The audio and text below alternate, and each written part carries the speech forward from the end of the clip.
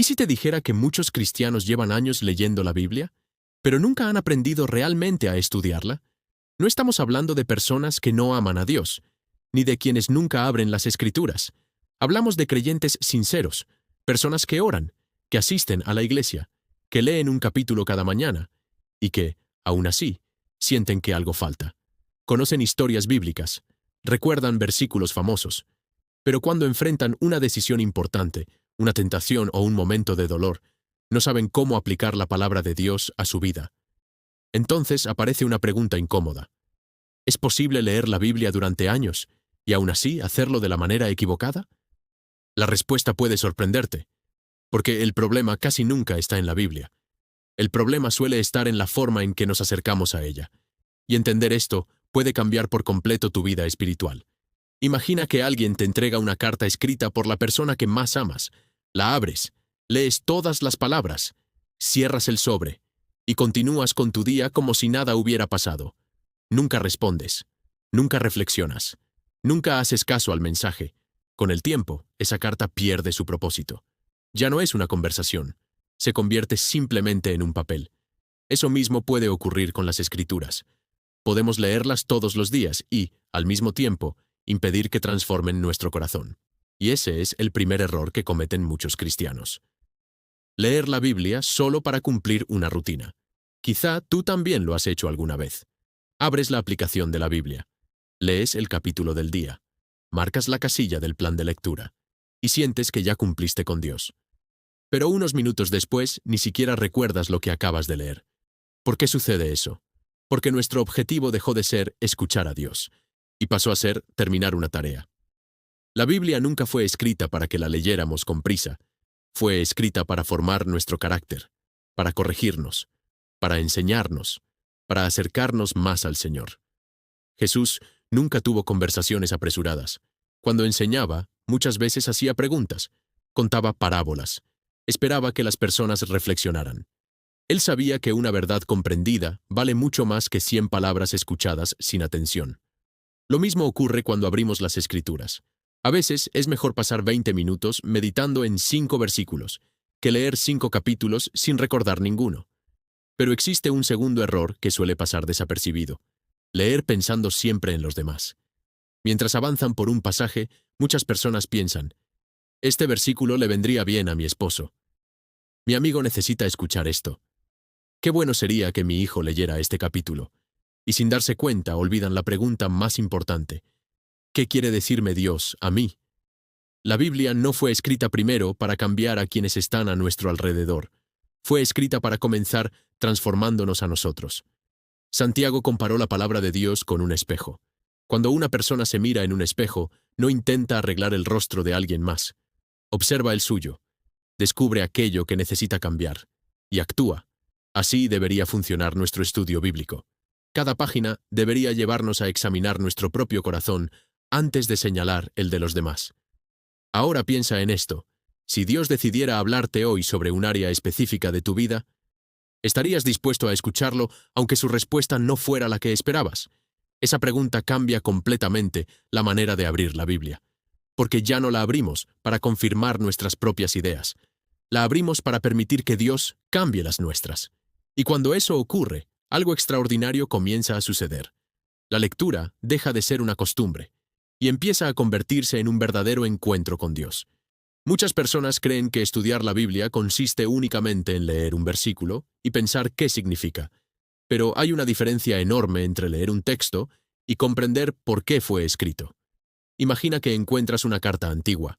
Lees una sola frase en el centro del papel, sin saber quién la escribió, sin conocer al destinatario, sin entender el momento en que fue escrita. Lo más probable es que interpretes mal su verdadero significado. Con la Biblia puede ocurrir exactamente lo mismo. Cada libro fue escrito en un momento diferente de la historia. Cada autor enfrentó situaciones distintas. Cada carta tuvo un propósito específico. Por eso, antes de preguntarte qué significa un pasaje para tu vida, conviene hacer algunas preguntas muy sencillas.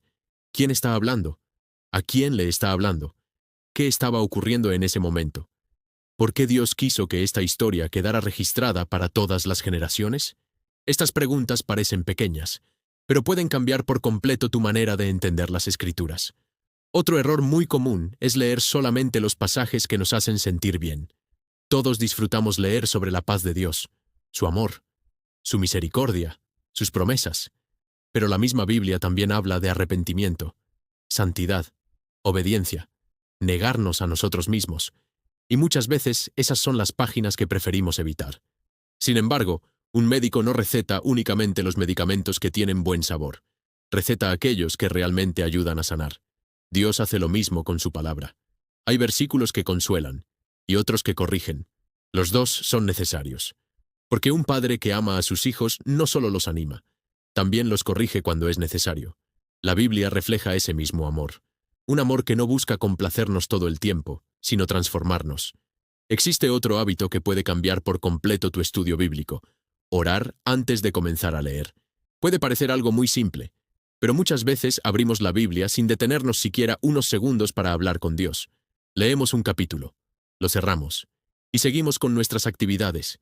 Olvidamos que estamos a punto de escuchar la voz del mismo Dios que inspiró esas palabras. Una oración breve puede hacer una gran diferencia. Señor, enséñame lo que necesito aprender hoy.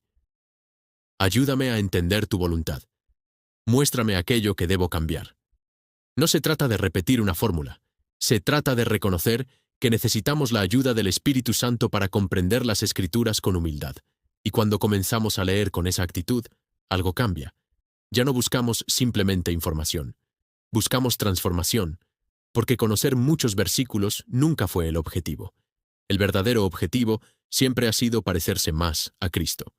Cada vez que termines una lectura, intenta hacerte una última pregunta.